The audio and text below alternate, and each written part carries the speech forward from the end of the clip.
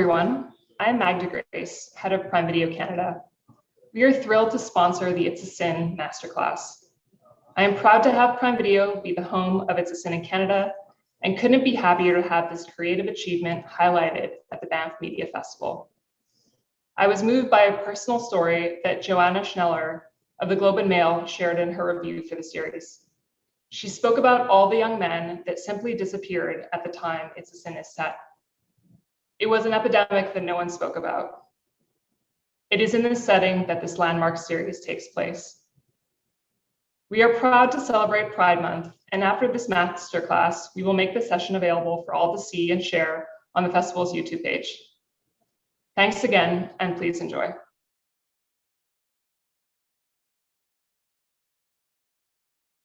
Hi, everybody. I'm Marc Malkin, Senior Culture and Events Editor at Variety. I'm thrilled to be leading a conversation on this year's hit show, It's a Sin. But before, I'm joined by the show's creator and writer, Russell T. Davies, director Peter HOAR, and star Nathaniel Curtis, who plays Ash. Let's have a look at the show. I want everything. I'll be stinking rich. I want to learn everything. I just want to be happy. I'm going now. I'll be staying at 23 Piss Off Avenue, London, W. That men like us have always been hidden away in secret, but then there's the real world. We're gonna have a party every night. Have you seen this? He's with you. He said, she said, they said. Do you seriously think there's an illness that only kills gay men? Don't you ever think you should, What? stop Stop what? sex?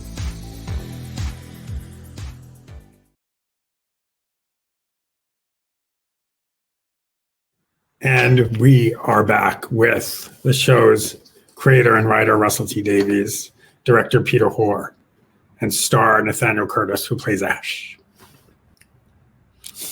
Hello. Hi, everybody. Hello. Magic.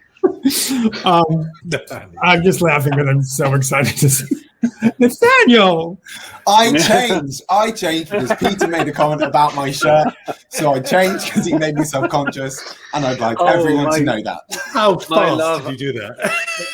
By some chance you don't know that this is a totally queer panel. Proven it. White shirt. Yeah. In 10 seconds. You've just outed me. I've been outed. Okay. So let's start with Russell, because this is where it all began. Russell, this show, as you know, we've spoken quite a number of times in the last few months. It means so much to me. It's moved me. At the same time, I will be honest and say, I can't believe this show got made. There are parts of me that say, you know what? The world, the studio system, Hollywood isn't exactly ready for it. Tell me about, when did the idea to do a show about the early days of the epidemic that showed the horror of the epidemic? When did that start with you? And then how did you pitch it? It's kind of building up in my life all these years. Like the lead characters, I was 18 in 1981. And so I lived through those years. And the stories, some of these stories have been sitting in my head for 20, 30, 40 years. And in some ways, I feel glad that I waited. I think I kind of acquired enough skills to tell it well, maybe. Although equally, I admire the people. I'm in envy and awe of the people writing at the time, the Tony Kushner, the extraordinary early work that was done. Pitching it was hard. It was turned down by the BBC. It was turned down by ITV. It's kind of worth saying. It's a very interesting week to be talking about this. I know we've talked about this, Mark, but things are changing in this country. Just this week, the government has launched a consultation into privatizing Channel 4. Channel 4 is the channel that made It's a Sin. It's the channel that made Queer as Folk 22 years ago. It's been responsible for my entire career. I started with Queer as Folk. I did a very gay program called Cucumber and Banana in 2015. And now It's a Sin today. And I don't think these programs would have got made by other mainstream channels. And now that channel is being privatized, which is a great crime, I think, and it's inevitable and unstoppable and will mean the stifling of queer voices, of diverse voices, diverse in all ways of age and disability and race. We're looking at very dark days here, because in order to sell that channel, in order to make it profitable, they'll have to change the remit. Its remit, Channel 4 remit, is to make shows like It's a Sin. It exists to make this kind of drama, and that's going to fall away now. Come back in 10 years and you'll see. It's like, in this country, the government sold Cadbury's, our favorite chocolate. Britain's favorite chocolate was sold, and they promised us the taste wouldn't change. And now Cadbury's tastes like a cheap bin bag. And now in this modern world, we all put up with it. We'll go, it's not as nice as it was, and we don't riot in the streets anymore. We just give up because we're busy staring at our screens. So that's what they've done. They've Cadbury'd it. They're going to Cadbury the entire channel. So I can't promise we'll be here to talk about this sort of channel on this sort of program on Channel 4 for much longer because the government is gutting it. Well, tell us about when you went to pitch it. Did you say in your head, you know what, Channel 4 will do it? It's, in a way, because I mean, I'm very lucky to have a history there. It is the channel that made Queer as Folk. And if you think back to 1999, if I say so myself, that was a revolution. That was certainly no other channel would have made that then. So in some ways, I mean, literally the remit of Channel 4 is to look for different voices, different stories, and part of the government's thinking in selling it off is that they say we now have more choice. We have more choice because we have streamers, we have Netflix, we have Amazon. We have more choice. What that means is more choice of zombies, ghosts, and detectives. More choice of nonsense, and they certainly don't make this kind of stuff. So it was nothing's easy to get made. I mean, even selling it to Channel 4 was tough, but and now they could not be more supportive. They are wonderful. They're truly wonderful backers of it. Even all these months after transmission, they're immensely proud of it. And I'm very lucky. I know that, Mark. I'm lucky to get this stuff made. And Peter, when did you join the project? Did you see all the scripts? Did they say, you know what, we want you directing the whole thing? How did that come about? Well, I actually came to the show quite late. I say quite late. I wasn't choice number one, but luckily I'd known Russell for a number of years. We met in a nightclub. Another story for another day. And I'd known Phil Collinson, producer, for even longer, but never really worked with him as a director. And so this sort of like all the planets aligned, thankfully. And I was available. I read episodes 1 to 4. I think 5 hadn't come from the great writer Russell T Davies. It was in his head. It wasn't on the page.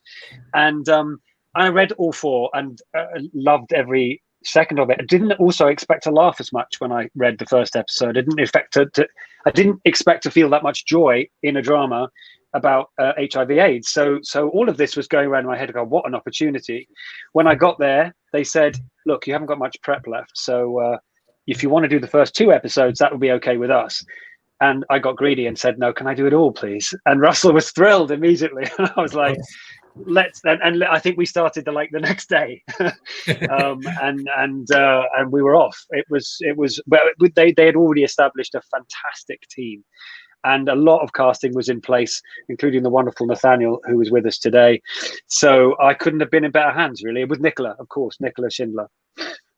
Nathaniel, let's talk about you coming on board. Tell me about the audition. What did you have to do? So for both rounds of my auditions, I was given 3 scenes, one from episodes 1 from episode 2, 1 from episode 3, and I went in and I read with Andy Pryor, who is the casting director and an absolute genius. He's so wonderful, and so I went in and I read with him, and then I was called in 2 weeks later to then read with in front of Phil, the producer as well, and actually the original director, and so and then I read the same scenes again. I was redirected a certain amount of times, and then I walked away. But I actually didn't think I'd got the job. Both times I'd auditioned, I'd left and called my agent being like, "It was great. It was really nice to meet everyone, and it was lovely. But sometimes as an actor, you have a feeling it doesn't quite go your way." And so then when he called me to say I had a recall, I just said, "Why?" And then I had a similar response when I got the role. Russell, obviously, we've seen the headlines and we know the fact that, you wanted openly queer actors playing queer roles. You wanted people in front of the camera, in back of the camera. Why was that so important?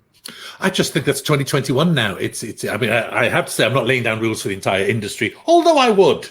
Yes. They are rules for the entire industry and no one can break them. That's my decision. But right now, I just think authenticity is the key word. It might not be in the future, but right now, believe you me, I get I'm the one who gets vast numbers of gay unemployed actors beating at my door saying, why can't we be seen? Why aren't we on the screen? And I am tired of those interviews with those straight actors being so brave and so marvelous and so committed about playing gay, like being gay is being a serial killer or a juggler, or, you know, a performative act in scripts. It's not what we are. And look, when you employ an actor, to get to the truth. Because people arguing against me with this say it's acting. It's all about acting. You just employ people to act. And I say that's the point. That's absolutely the point. What are you doing when you're acting? You're being as honest and true as possible. So you're going through layers and layers and layers to get to the truth. So make it truer. Make it honester. Get to the truth faster, get to a deeper truth. And we haven't even begun to scrape away the surfaces of queer actors to find the truths and the honesties and the insights within them. We haven't begun to do that because they haven't been given the roles. So this is something that's just starting now, and I think it's absolutely vital, and no one can persuade me otherwise. Nathaniel, what does it feel like to be an openly queer man playing an openly queer character in a series about, you know, one of, if not the most major historical moments for the LGBTQ plus community? You know, I think Russell, Peter, and I, you're a little younger, you know, Nathaniel, you're a little younger than us. I think we know about the time where, like, I was told at one point, I was doing an interview years ago for The Birdcage, and I was told explicitly, do not ask Nathan Lane about his private life. I think as someone who has identified as queer my entire adult life, and quite happily as well, you know, I'm very happy with the relationships that I've had with women. I'm very happy with the relationships that I've had with men and all the, like, in between. I think that being entrusted to play a part in this story, which is just, I mean, the moment I had the script in my hand, I was just completely in love with it. And Peter and Russell having faith in me as an actor, also an actor who'd not really done anything before. I'd never done any screen. I was in the middle of my first professional job. And for them to have the faith in me to tell this gorgeous character, like to bring this gorgeous character to life and be a part of the story is just, it's so, like, I can't even tell you how incredible that faith is. And I think that then being able to say that I'm a part of this story, of this gorgeous tale, of this really devastating show, which, I mean, I still talk to everyone all the time. I was texting Lydia this morning. It's Lydia's birthday today. Happy birthday, Lydia. And, you know, just, I think that being a part of it and also not being held back because of who I am.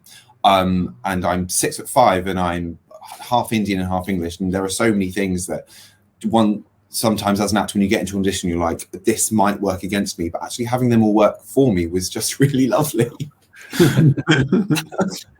Peter, let's talk about you know, obviously like you said, you know, there's really funny light moments in the series, but there are heavy moments where I will, and Russell knows this, I sat on my couch with my husband and we cried. Like uncontrollably cried. How challenging is it, you know, to do a scene like that? I know I hear a lot of actors say that they could do it and then sort of step away and they, you know, sort of wash themselves of whatever darkness or sadness. But this is intense because I think it's just another level when it's all queer actors. Exactly what Russell said. There's such a truth and authenticity. How do you do them, but also keep them safe? Well, I mean, you know, it basically a testament to them that they were all so stunning in these scenes, and you know, as Nathaniel was very honest to say, it was his first job. It was Amari's first, or very early TV. I think it was first, maybe, and Callum. Lydia, though, seems like the grand dame of the show, and she's only been doing it for 3 years, but you wouldn't know because she's so good. But all of them didn't. They never said at any point, I don't think I can do this. And they may have been thinking it, they may have been feeling it, but they never said it. And it's to their, you know, they were so committed to what they were doing. There was a week and a half while we were doing the hospital scenes where we did them back to back. across all the episodes, and that was tough. That was hard because we obviously said goodbye to so many characters along the way, and we had a little space set up so that people could go and take themselves away if they wanted to have a bit of a quiet time, because film sets, as you know, can be quite boisterous places. But there was a lot of sensitivity in the room. There was a lot of belief in what we were doing. But I personally had my moment where it all became very clear to me why this was so important. And it was early days. It was upstairs in the green room of that pub that we did the first week's filming in, the Brewers. And I had seen a documentary on a British TV show called Arena, that was celebrating its 50 years of showing documentaries. And as a result of that, lots of them were being shown on our iPlayer, BBC iPlayer. So you could access them sometimes for the first time. And one of them was called Killer in the Village from 1982. And it was about the beginnings of the HIV epidemic. And of course, back then, they didn't have a name for it, or they had a different name, wrong name, misunderstandings, confusion. But there was this intrepid BBC reporter that had gone out to find out the truth. So I was watching this from a position of knowledge, watching all of these people floundering in this confusion.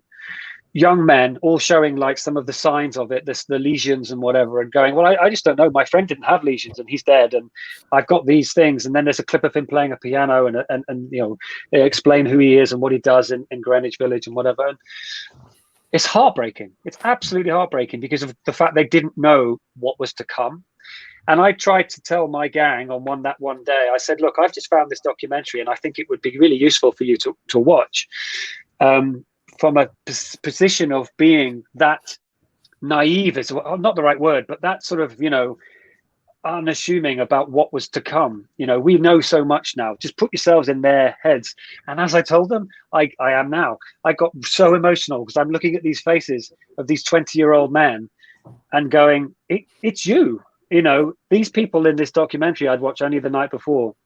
This is you. And I suddenly realized exactly why it mattered that they were all queer actors, because this is the group of people that just disappeared, from TV, film, theatre, and many, many other areas. Of course, the less talked about areas as well, but certainly film, television, and theatre, they just disappeared from our lives. And they took that, they saw my emotions, and I think it was important, because that's certainly with Callum, he still talks about that documentary today. It's like it was a really important moment for him. Russell, we all want more It's a Sin, but you consciously made it a limited series. Could you explain the reasoning behind that? Yes. I mean, I never expect these things to be successful. That's the main reason. So I just do them and run away. I think it is a limited series. I mean, okay, yes, maybe there could be different versions where it runs and runs, but frankly, to be blunt, I wouldn't have written it as well as I did write it if I'd had the lure of episodes to come. When it all builds up to Richie's death, and spoilers for anyone who hasn't seen it, but and that's where my whole story was heading. I'm not saying I said everything I wanted to say in it, but I'm just a great believer in the limited series.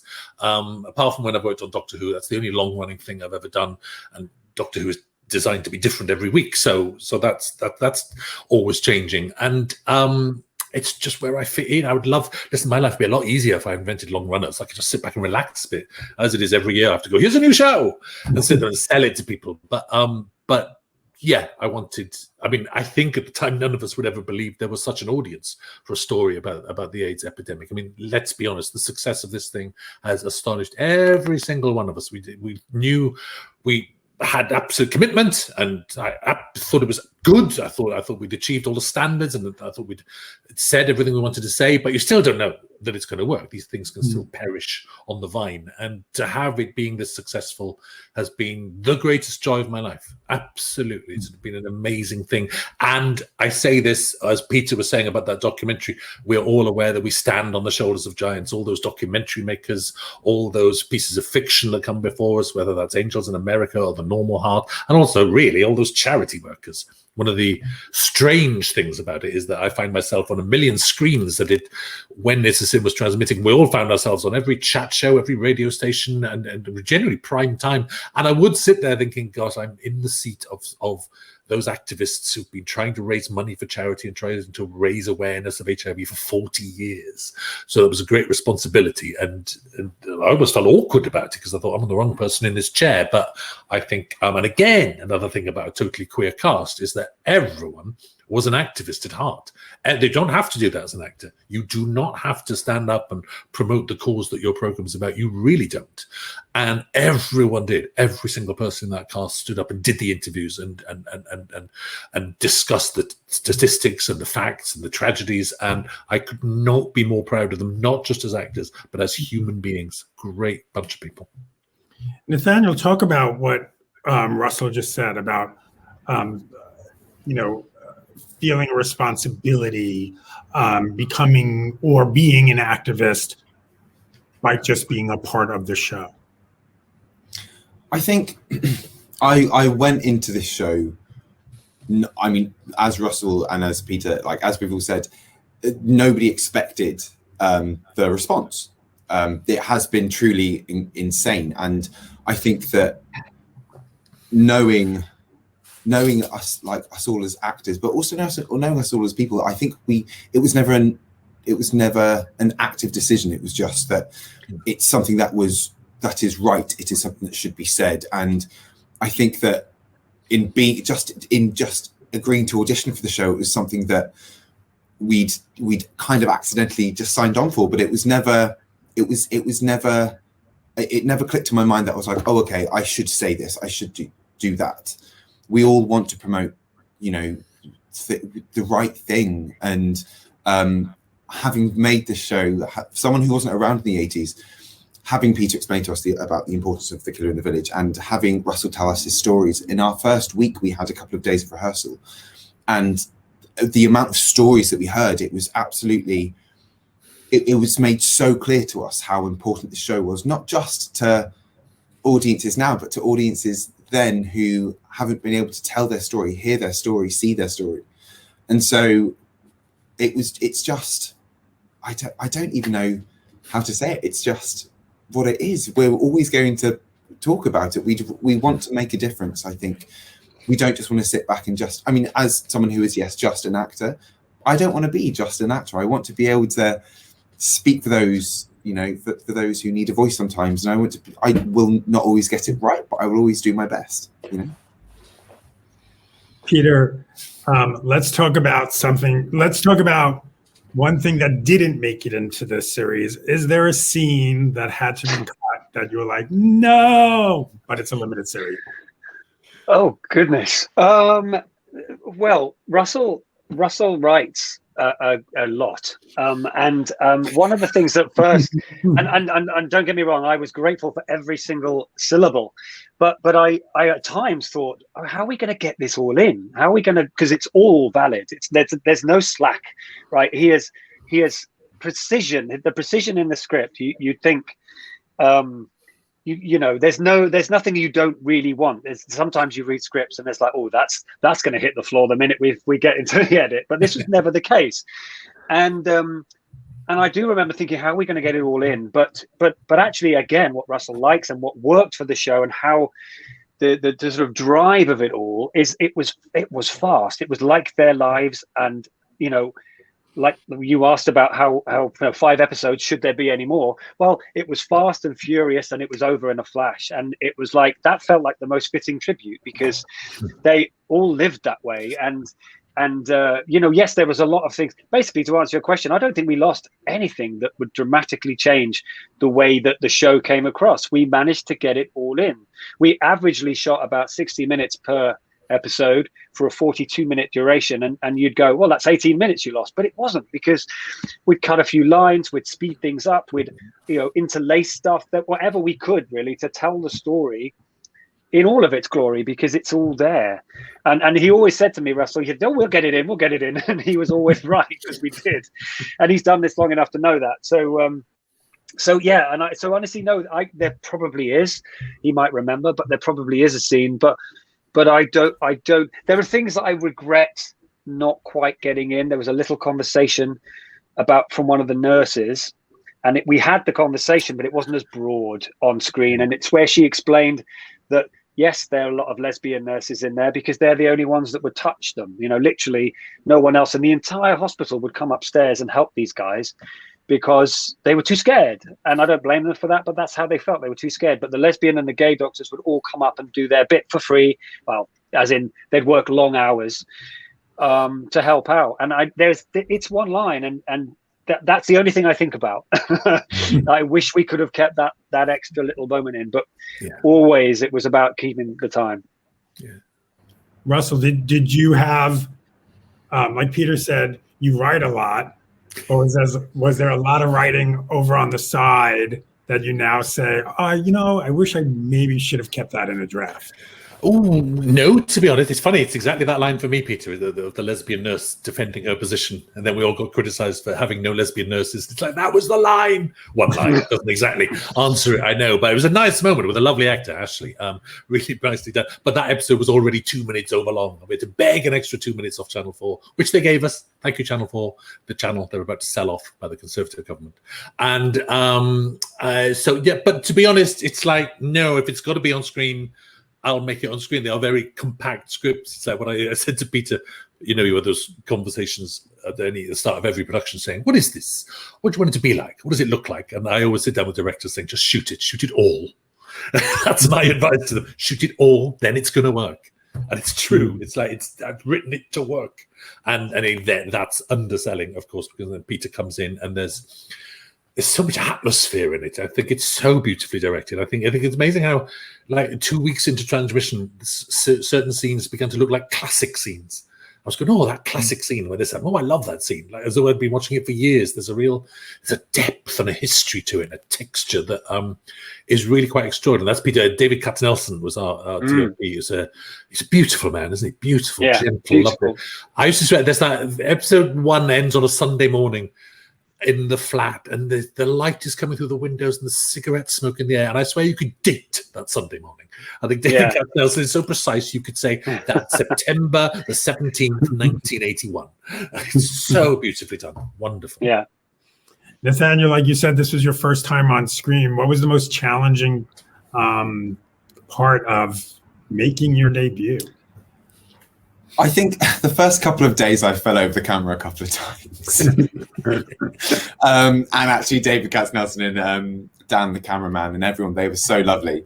But I think everyone on set was so kind and so gracious and patient that I didn't feel overwhelmed or anything. And I think that it only took a couple of days to be like, okay, this is kind of how it works now. And I think I wanted to just kind of know the logistics.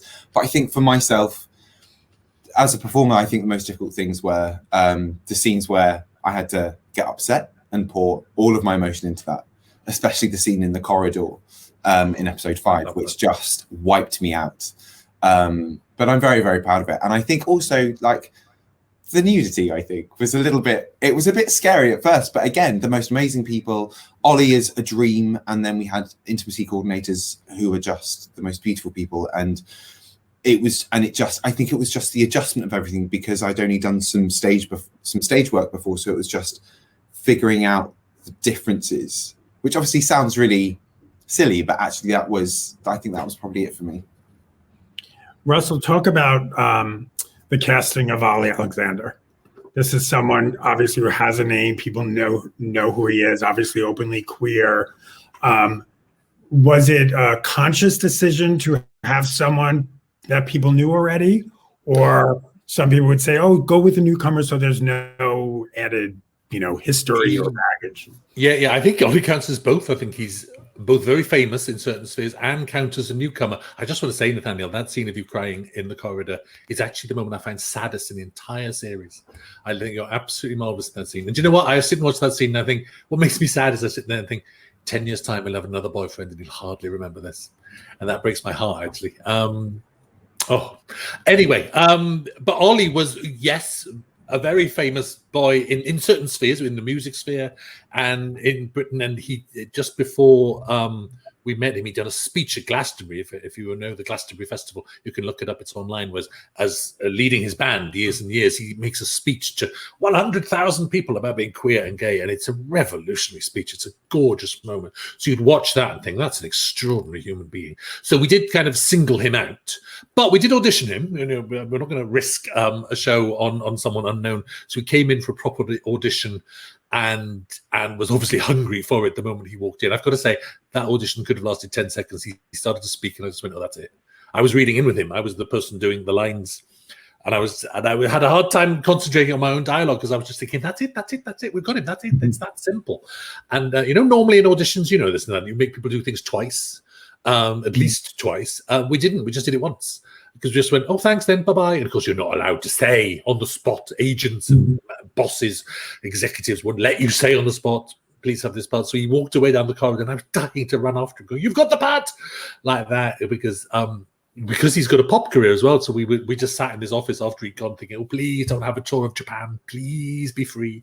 Please come and do our show with us. And then, I mean, that was lovely. And then you cast him, and then, as you know, you boys know, you get to work with him. And he's magic. He's made of magic. He's just mercurial and inventive and lovely. Wow, that was lightning striking, as it was with all of you. I mean, literally, that cast was such a joy. But he's wonderful. I just love working with him. I think he's amazing. And since then, he's like 2 number ones in Britain. Life is mad, isn't it? It's like, oh, I've got another number one now. It's like, okay, Ollie, fine.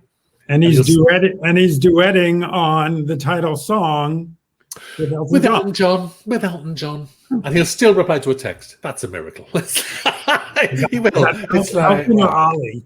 Oh, Ollie. Elton sometimes.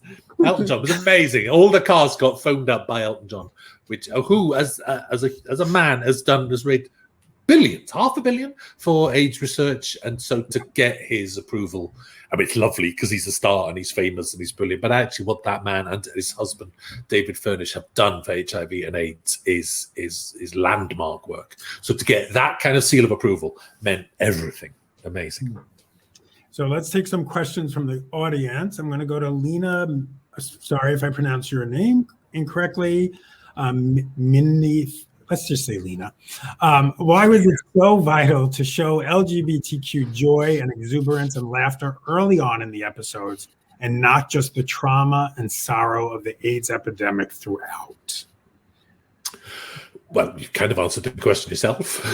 It's like, the answer is implicit in that exactly. That, and also it's genuinely how I remember my friends. It's how I remember the 80s. I don't remember us crying for 10 years. I remember awful things happening.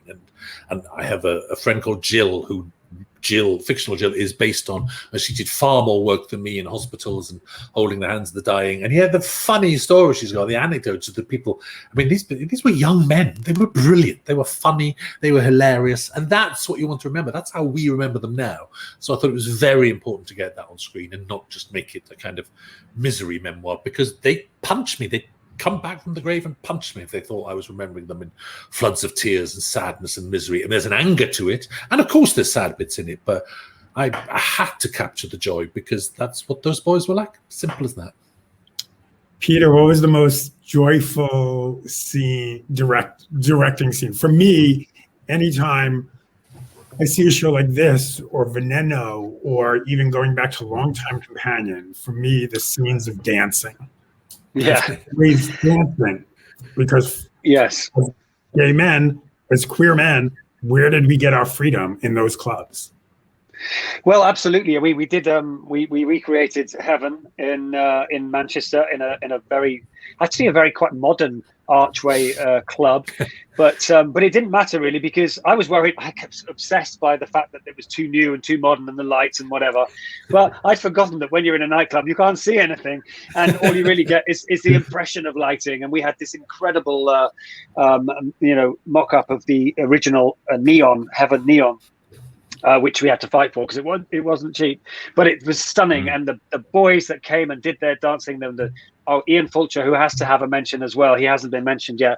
He did an incredible job of the costumes and not just, of course, our cast, but everyone that turned up. I had forgotten I was actually a little younger during the 80s, but I still had forgotten what people wore and how tight it was.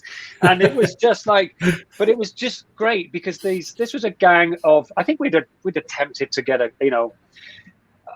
potentially a queer group of boys, but not really because it mattered, but because it might be of interest and juice, and maybe they'd absorb into that feeling that we wanted.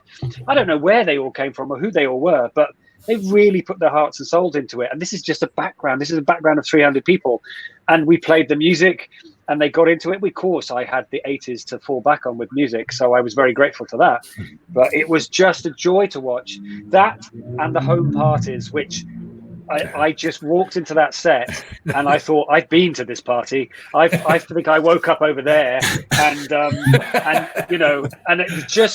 it was just so evocative. I could smell it all. And it was just like, and again, this gang of guys and girls came in and they were all dressed so beautifully and makeup and hair so beautiful. And it was just really great. And we had, we enjoyed a dance. But yeah, it was just great. I just gave everybody, the ability to just enjoy themselves because that's what those scenes were about. So, and they did. Nathaniel, speaking of costumes, tell me, what was your favorite outfit you got to wear?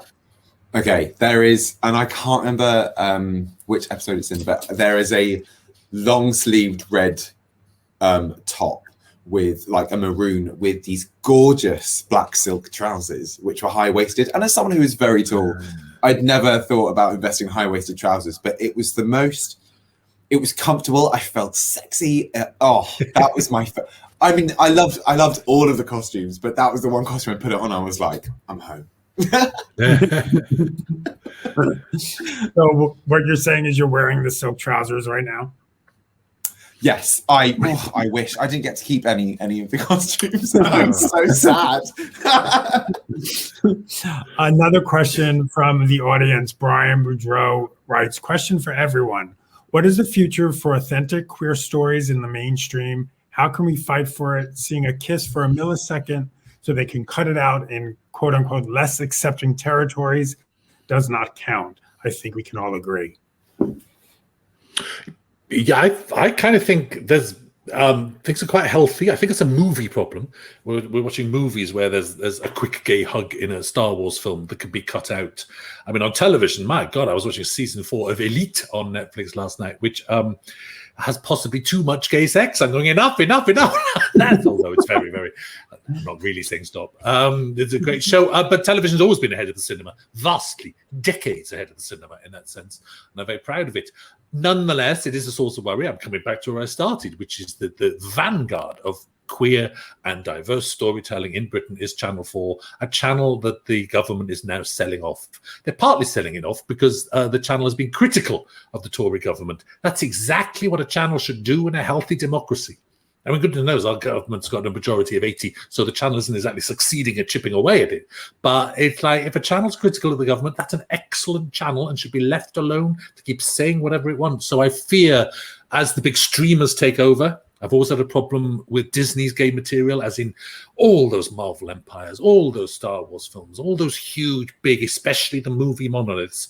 Where are the queer characters? Where's the representation? Where's the life? Where's the joy? Where's the brilliance? Where are those stories that you're not telling? So the bigger those monoliths get, the more worried I get. It's all very well to praise Elite on Netflix, which is actually a great show, but it's a small Spanish show.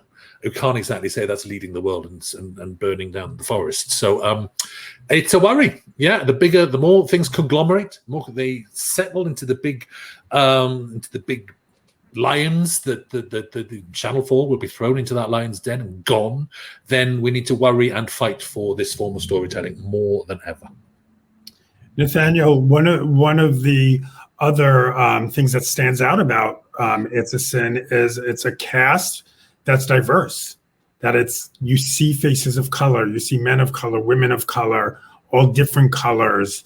So many times we have seen shows or films about the epidemic, and it's focusing on cisgendered gay white men.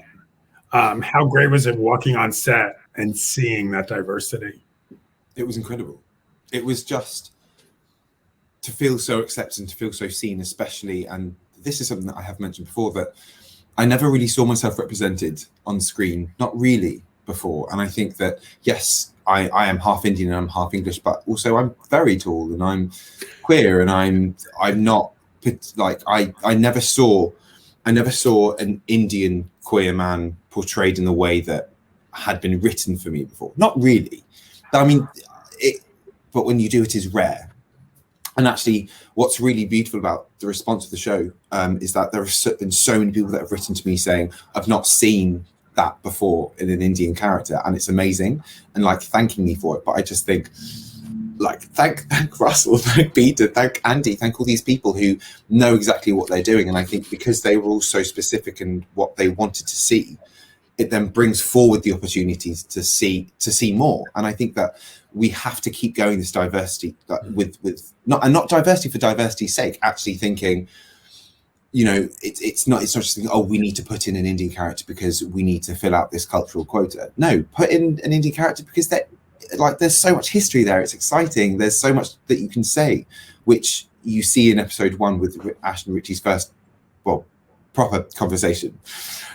You see that it's kind of inherent that there is this racism in the community, which is of course getting better, but it is, I think that things can only get better if we keep telling all of these different stories, and actually to be able to walk to that set and to be a part of it is just thrilling, I think, is the best word.